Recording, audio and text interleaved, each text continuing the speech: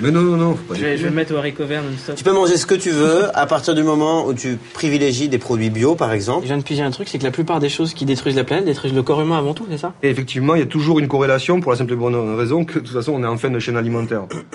Donc à partir du moment où tu mets un polluant dans la nature, tu vas le retrouver chez le plancton, chez le poisson, dans le lait, dans la viande, etc. Tu vas en retrouver en toi. Mais c'est peut-être sur ça qu'il faudrait alerter les gens. Si on leur dit, voilà, si vous polluez, ça va atteindre votre santé, faites gaffe. Peut-être que là, les gens ils vont être plus concernés que si on leur dit, éteins ta lumière et ferme ton robinet. Quoi.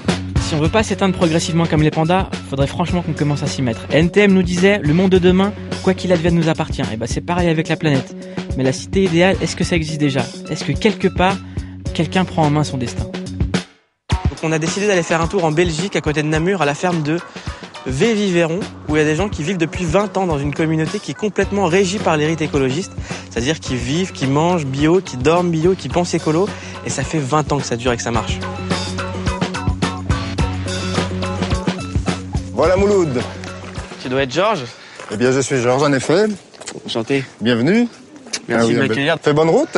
Ouais, ça va. Pas trop perdu partout? On n'a pas pu prendre le train, on a pris la voiture, mais... Ah là là là là. Bon, allez, c'est bon pour une fois. Georges, c'est le fondateur de cet éco-village. En Belgique, comme ils disent, c'est un habitat groupé. Ça veut juste dire que c'est pas une communauté de hippies ou de post-68 chelous. Et c'est même pas les autres dans l'os, parce qu'on pourrait croire ça, mais non. Eux, ils sont une quarantaine, en comptant les enfants. Ils vivent chacun chez eux, ils font leur life, personne les embête. Et ils ont juste un projet qui les fédère, c'est le respect maximal de l'environnement. C'était intellectuel pour moi au départ, tout à fait. C'était pas du tout. C'était quoi? Tu t'es dit, je vais me mettre en marge, je refuse la ville, je crois que ma place elle est pas dans la ville, dans l'urbain.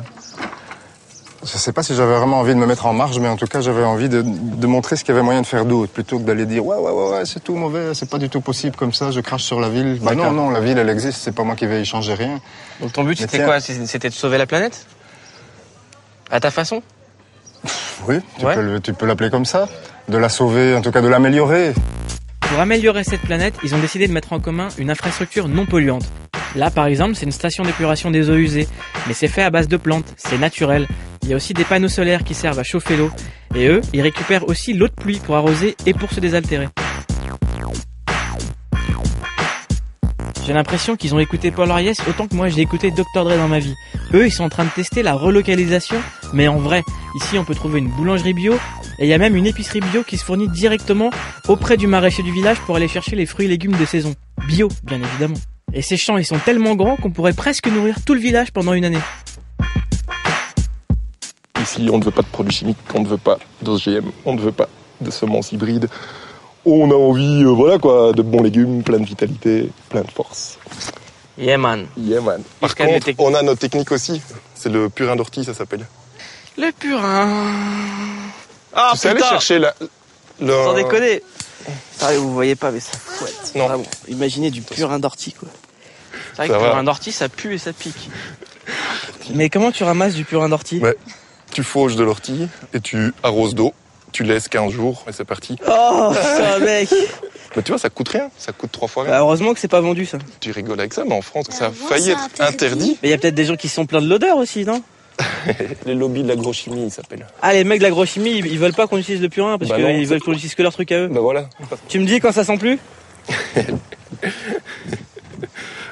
Ouais, moi je suis ok pour la planète, y a pas de problème, mais là tu m'en demandes trop. Ce qui est important, c'est que on pense au sol, quoi. Je veux dire, n'oublie pas que dans l'agriculture conventionnelle, qu'est-ce qu'ils font avec les pesticides et tout? Il n'y a plus de vie dans le sol. Le sol, c'est plus qu'un support. Donc ils viennent après avec des produits pour nourrir la plante. Le sol, il est mort, quoi.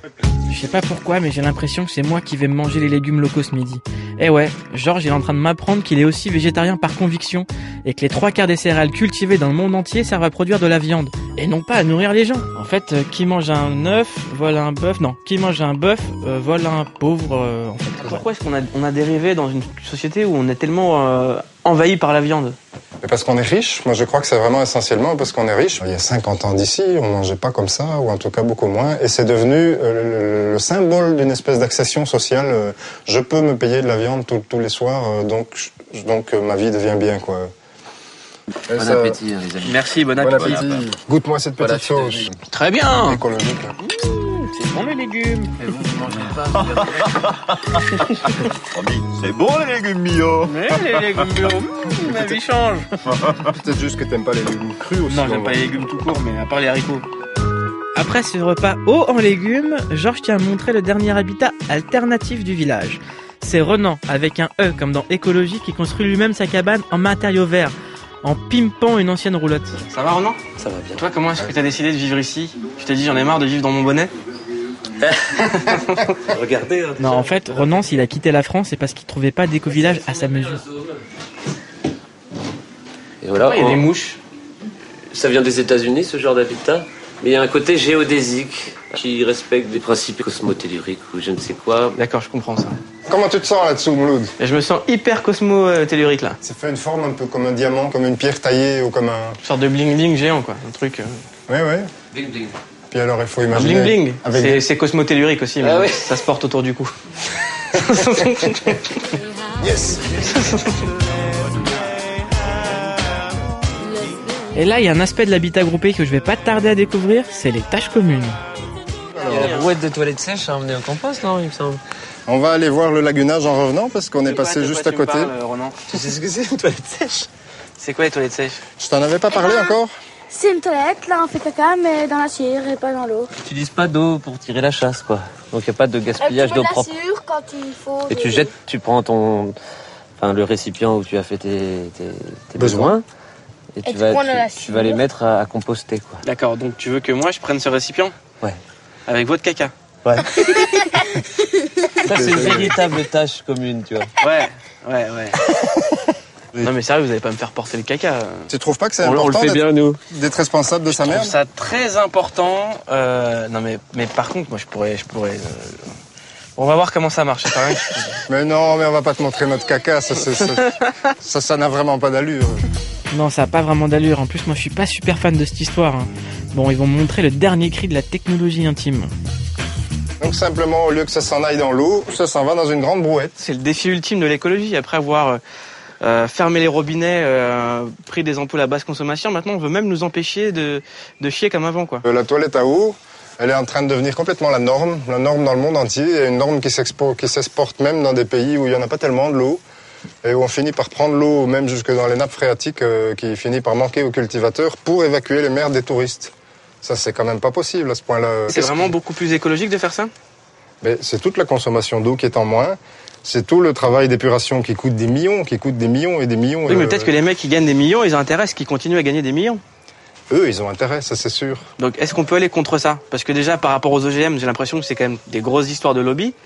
Et ça va être pareil, ça va peut-être être aussi un combat pour chier sec. On continue tout comme avant.